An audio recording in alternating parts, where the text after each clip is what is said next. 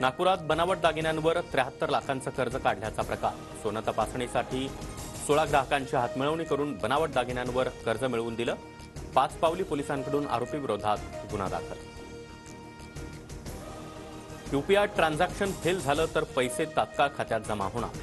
देशभरामध्ये automated चार्जबॅक प्रणाली लागू. Online payments app युजर्सना मोठा दिलासा. रणवीर अलाहाबादियाला राष्ट्रीय महिला आयोगाचा समन्स. रणवीर अलाहाबादिया समय रैनाला आज चौकशीसाठी उपस्थित राहण्याचे आदेश. राजधानी दिल्लीसह एनसीआरमध्ये 4 रिश्टर स्केल तीव्रतेचा भूकंप.